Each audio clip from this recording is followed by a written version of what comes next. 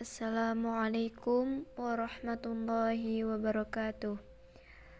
Perkenalkan, kami dari kelompok 6 yang beranggotakan Muawalul Husnadani, M. Rifki Mukorrobin, Halwa Munjidah, dan Ita Uswatun Hasanah. Dalam video ini, kami akan mempresentasikan mengenai peradaban Islam di Timur Tengah. Peradaban Islam di Timur Tengah dibagi menjadi 3. Yang pertama, Arab pra-Islam, yang kedua, Arab setelah kelahiran Islam, dan yang ketiga adalah Arab setelah wafatnya Rasul. Arab pra-Islam, pola hidup bangsa Arab pada saat itu yaitu berpindah-pindah atau nomaden. Hal tersebut terjadi karena tanah Arab yang terdiri dari gurun pasir yang sangat kering dan sangat sedikit turun hujan. Tetapi, bangsa Arab telah memiliki peradaban jauh sebelum Islam muncul di wilayah tersebut. Menurut pendapat para ahli, aspek peradaban Arab meliputi agama, politik, ekonomi, dan juga seni budaya.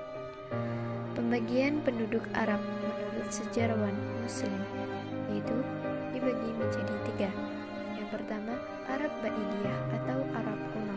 Yang kedua, Arab Arabiyah atau Arab pribumi. Yang ketiga, Arab Musta'arabiyah atau Arab pendatang. Arab Ba'idiyah atau Arab kuno. Eksistensi Arab kuno tidak dapat terdeteksi oleh sejarah, kecuali beberapa kaum yang dikisahkan dalam Al-Quran dan kitab-kitab pendahulunya. Arab Arabiyah atau Arab pribumi adalah 2 golongan besar, yaitu Qahtaniyun dan Adananiyun, yang berasal dari Yaman dan merupakan keturunan Nabi Ismail alaihissalam, yang berdiam di Hijaz, Tahama, Najd, Palmerah, dan sekitarnya. Arab Musta'arabiyah yaitu kaum-kaum Arab yang berasal dari keturunan Ismail, yang disebut juga Arab Adananiyah. Peradaban Arab pra-Islam sering dikenal dengan era jahiliyah atau kebodohan. Penamaan ini dikarenakan ketiadaan pengetahuan mereka akan agama, tata cara kemasyarakatan, politik, dan pengetahuan tentang keesaan Allah. Adapun dari segi fisik, mereka dinilai lebih sempurna dibanding orang-orang Eropa dalam berbagai organ tubuh. Begitu pula dalam sisi pertanian dan perekonomian yang telah kebiasaan buruk penduduk Arab pra-Islam, kondisi dan kedudukan wanita yang dipandang sebelah mata, meskipun ditemukan beberapa kepala suku wanita di Mekah, Madinah, Yaman, dan sebagainya. Namun jumlah mereka amat sedikit sekali. Di mata masyarakat, mereka wanita tidak ada harganya dan tidak lebih berharga dari barang dagangan di pasar. Beberapa pendapat bahkan lebih vulgar menyebutkan bahwa mereka tidak lebih dari binatang. Wanita dianggap barang dan hewan ternak yang tidak memiliki hak. Mereka tidak dapat menjadi pewaris suami atau orang tua. Tradisi penguburan anak hidup-hidup. Bila mereka kalah dalam peperangan, maka istri dan anak perempuan mereka akan dirampas oleh musuh. Karenanya mereka beranggapan lebih baik membunuh mereka terlebih dahulu sebelum ditawan oleh musuh. Di beberapa suku lainnya, mereka tidak sedikit yang menyayangi anak-anak mereka, baik perempuan maupun laki-laki. Bangsa Arab hidup berdampingan antara kabilah dengan perjanjian damai yang disebut Al-Ahlaf. Fanatisme kabilah ini seringkali menimbulkan percekcokan dengan kabilah lain yang berujung dengan peperangan, bahkan dalam hal sepele sekalipun, seperti kalah dalam pacuan kuda, persengketaan hewan ternak, mata air, atau padang rumput. Faktor geografis Arab yang dipengaruhi oleh gurun-gurun pasir yang luas dan tandus mempengaruhi sifat perilaku rata-rata orang Arab yang terkesan keras. Kepala kabilah Arab selain tegas dan keras, terkenal juga dengan bertanggung jawab, murah hati, menjamu tamu, dan ringan tangan dalam menolong mereka yang membutuhkan bantuan. Sistem hidup bangsa Arab yang terdiri atas kabilah tidak menafikan adanya pemerintahan pusat. Bentuk pemerintahan yang ada kala itu adalah oligarki atau pemerintahan oleh suatu kelompok atau beberapa orang yang membagi-bagi kekuasaan dalam bidang-bidang tertentu. Ada kabilah yang menangani masalah peribadatan, ada yang bertugas menangani pertahanan juga perekonomian. Pusat pemerintahan kala itu adalah Dar al-Nadwa yang bertugas sebagai majelis syuro dan berkedudukan di kota suci Mekah, di mana di dalamnya terdapat Ka'bah, bangunan suci bangsa Arab. Mereka juga mampu membangun sistem irigasi yang baik, meskipun bendungan Ma'arib yang mereka bangun akhirnya rusak dan tidak berfungsi. Bangsa Arab juga terkenal dalam urusan perdagangan yang dilakukan juga tidak sebatas sesama Arab, namun juga dengan non-Arab. Hal tersebut didukung dengan fakta bahwa Mekah memiliki peran strategis karena merupakan jalur persilangan ekonomi internasional yang menghubungkan jalur-jalur dari dalam dan kemancangan negara. Sistem kapitalis dan monopoli telah jauh-jauh hari dijalankan di Arab yang melahirkan kesenjangan ekonomi yang mencolok antara si kaya dan si miskin dan memperlebar jurang pemisah antara mereka, sehingga di samping para pedagang tidak sedikit masyarakat Arab yang berprofesi sebagai penyamun dan perampok. Karenanya tidak meleset bila Nicholson, orientalis asal Britania Raya yang konser terhadap Islam, melabeli kaum Arab pra-Islam sebagai kaum yang sepenuhnya hedonis. Mereka juga dianugerahi kelebihan berupa kemampuan menghafal yang sangat tinggi, khususnya hafalan terhadap syair-syair dan kronologi sejarah nenek. Yang kedua, Arab setelah masuknya Islam. Islam diwahyukan oleh Allah melalui seorang hamba dan Rasulnya, yaitu Muhammad ibnu Abdullah, yang lahir pada 12 Rabiul Awal tahun gajah, bertepatan dengan 29 Agustus 571 Masehi di Mekah. Nabi Muhammad SAW berdakwah menyebarkan agama Islam selama 23 tahun, yaitu 13 tahun di Mekah dan 10 tahun di Madinah. Tujuan dakwah Nabi di Madinah adalah Nabi mulai menerapkan syariah Islam, hukum-hukum dan pembangunan ekonomi sebagai dasar kehidupan bernegara dan bermasyarakat. Tujuan dakwah Nabi di Mekah yaitu penanganan dasar-dasar keimanan dan segala sesuatu yang berkaitan dengan akidah. Berbagai dasar-dasar kemasyarakat Islam ditetapkan oleh Nabi demi membangun miniatur negara yang sesuai dengan konsep Islam, menyatukan antara kaum muslim, pendatang atau muhajirin dan penduduk asli Madinah atau Ansor, meski tidak memiliki hubungan kekerabatan secara keturunan. Membuat perjanjian untuk bekerja sama dan saling membantu antara kaum muslim dan bukan muslim. Pendirian masjid untuk tempat berkumpul dan bermusyawarah di samping fungsi utamanya sebagai tempat ibadah. Kala itu di Madinah setidaknya ada 12 kelompok berbeda yang mengadakan perjanjian yang disebut Piagam Madinah. Dalam piagam tersebut sedikitnya terdapat 5 poin kesepakatan antara seluruh penduduk Madinah yang berbunyi sebagai berikut. Tiap kelompok dijamin kebebasannya dalam beragama. Tiap kelompok berhak menghukum anggota kelompoknya yang bersalah. Penduduk Madinah semuanya sepakat mengangkat Nabi Muhammad sebagai pemimpinnya dan memberi putusan hukum segala perkara yang dihadapkan pada mereka. Tiap kelompok harus saling membantu dan mempertahankan Madinah, baik yang muslim maupun yang non-muslim, meletakkan landasan berpolitik, ekonomi, dan kemasyarakatan bagi negeri Madinah yang baru terbentuk. Dasar politik yang dijunjung oleh Nabi. Prinsip keadilan harus dijalankan terhadap semua penduduk tanpa pandang bulu dan mengakui persamaan derajat seluruh manusia di hadapan Allah.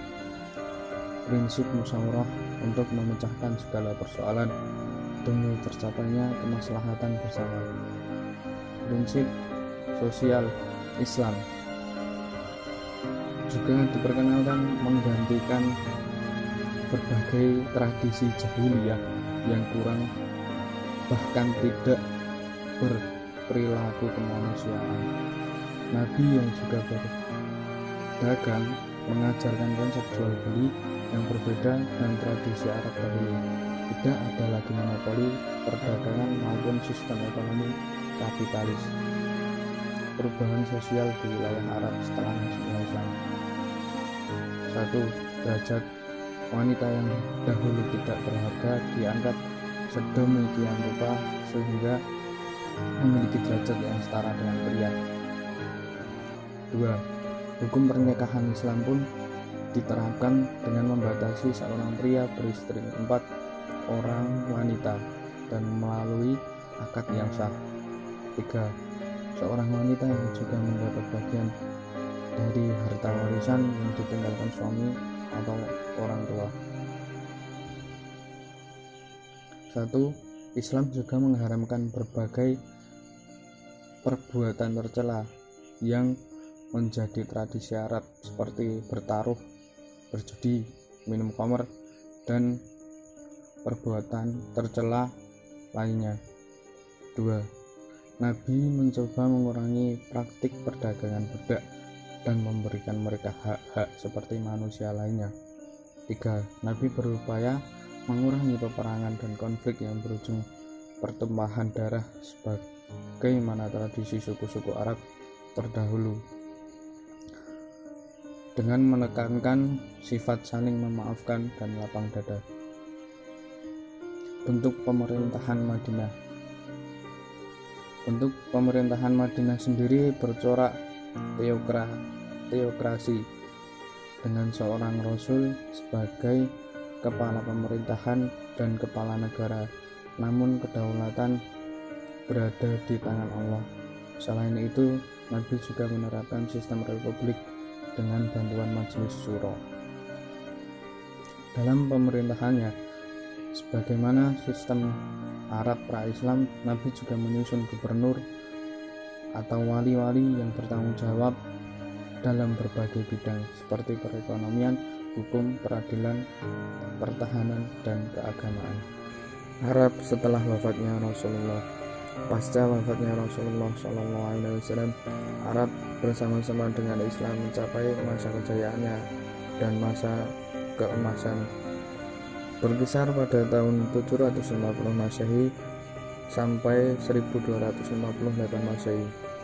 Pada masa kejayaannya tersebut, Islam berkembang pesat ke berbagai belahan bumi dan menjadi pusat peradaban dan ilmu pengetahuan dunia. Para filsuf, ilmuwan, dokter, insinyur, serta ulama bermunculan dan memberikan banyak kontribusi terhadap pengembangan teknologi dan kebudayaan. Setelah Nabi wafat, peradaban Islam di Timur Tengah merambah benua Afrika, Eropa, dan belahan Asia lainnya, baik tengah, selatan, timur maupun tenggara. Periodisasi sejarah Islam yang disepakati oleh para pakar. Periode klasi dimulai dari wafatnya Rasulullah, dilanjutkan pada masa Khulafaur Rasyidin dan dinasti Bani Umayyah yang berakhir pada 1250 Masehi. Masa ini dikenal sebagai masa ekspansi, integrasi, dan kekuasaan Islam. Periode pertengahan dimulai dengan berdirinya dinasti Persia dan dilanjutkan dengan berdirinya tiga kerajaan besar. Tiga kerajaan besar yang dimaksud yaitu kerajaan Turki Utsmani di Turki, kerajaan Mongol di India, dan kerajaan Safawi di Persia.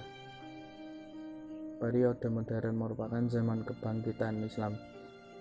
Periode ini merupakan reaksi dunia Islam terhadap kolonialisme Barat. Masa kejayaan Islam dahulu mulai menurun dan sebaliknya. Bangsa Eropa sedang mencapai puncak kejayaannya. Pada masa ini timbullah gerakan pembaharuan atau modernisasi dalam peradaban Islam pada masa Khulafaur Rasyidin. Khalifah Abu Bakar As-Siddiq menerapkan dewan eksekutif dan yudikatif dalam proses pemerintahannya. Prestasi terbesarnya yaitu penghimpunan naskah Al-Quran dalam satu mushaf. Khalifah Umar bin Khattab. Kota Madinah menjelma menjadi negara adikuasa. Kota Madinah menjadi pusat pemerintahan dengan struktur kekuasaan dan administrasi pemerintahan yang bernafaskan semangat demokrasi. Ia juga mengelola keuangan dalam bentuk baitul amal, melakukan berbagai perluasan wilayah dan ekspansi. Khalifah Utsman bin Affan melanjutkan masa pemerintahan Khalifah Umar dan perluas wilayah hingga tersebar mencapai Afrika dan Asia Tengah. Khalifah Ali bin Abi Thalib. Muncullah perbedaan pandangan dan kubu-kubu dalam umat Islam seperti kelompok Mekkah yang menolak pembaitan Ali, kelompok Syiah yang mendukung Ali, kelompok Khawarij yang menolak proses arbitrase Ali, Muawiyah pada perang Siffin, dan kelompok pendukung Muawiyah ibni Abi Sufyan. Peradaban Islam pada masa dinasti Bani Umayyah. Pada masa dinasti Bani Umayyah, perkembangan Islam ditandai dengan perluasan wilayah Islam serta berdirinya bangunan-bangunan pusat dakwah Islam. Kemajuan lainnya juga tampak dalam bidang politik, keagamaan, ekonomi, arsitektur, sosial, serta bidang kemiliteran. Peradaban Islam pada masa dinasti Abbasiyah lebih dominan dalam pesatnya perkembangan ilmu, pengetahuan, politik, arsitektur, dan militer. Kota Baghdad yang didirikan oleh Khalifah Al-Mansur menjelma menjadi pusat ilmu, pengetahuan, dan perdagangan dunia Islam. Bahkan Al-Khalili menyebutkan bahwa Bait Al-Hikmah menjadi repositori terbesar dari buku-buku dunia pada pertengahan abad 9 Masehi. Bentuk kemajuan lainnya adalah berdirinya Universitas Nizam Al-Mulk yang merupakan universitas tertua ketiga di dunia. Tidak berhenti di Baghdad, kejayaan Islam dan kebudayaan dan ilmu pengetahuan juga muncul di Cordova, ibu kota Andalusia, dan Kairo, Mesir. Warisan Islam di Cordova berupa Universitas Cordova, Toledo, dan Sevilla. Munculnya figur-figur ilmuwan yang menghasilkan karya monumental dan menjadikan rujukan hingga saat ini dan warisan bangunan sejarah. Adapun di Kairo, dinasti Fatimiyah mendirikan pusat kebudayaan Arab dan ilmu pengetahuan yang disebut Dar Al-Hikmah atau kampung atau rumah kebijaksanaan. Di samping itu mereka juga merenovasi Masjid Al-Azhar menjadi universitas dan diakui sebagai universitas pemberi gelar tertua kedua di dunia. Selain peradaban fisik, hal yang tidak kalah pentingnya adalah peradaban non-fisik. Sebagai pandangan dunia, tauhid adalah yang membawa identitas peradaban Islam yang mengikat semua bagian-bagian dan mengintegrasikan dalam sebuah peradaban yang maju. Tauhid sebagai intisari peradaban juga memiliki dua dimensi utama, yaitu dimensi metodologis dan dimensi isi. Dimensi metodologis mencakup kesatuan, rasionalitas, dan toleransi. Adapun dimensi isi mencakup tauhid sebagai prinsip pertama, metafisika, etika, aksiologi masyarakat, serta estetika. Pendek kata, Islam juga membangun mental masyarakat dan umat muslim di samping membangun bangunan fisik dan keilmuan. Berikut kami cantumkan resume dari materi yang telah kita bahas. Peradaban bangsa Arab yang dikenal barbar dan primitif dapat berangsur membaik dengan datangnya agama Islam. Islam dan berbagai ajarannya dapat mengentaskan bangsa Arab dari jurang keterpurukan akhlak dan kubangan budaya tidak manusiawi. Islam juga membawa bangsa Arab ke masa kejayaan mereka dan membuat mereka menjadi manusia seutuhnya dan disegani bangsa-bangsa lain. Mungkin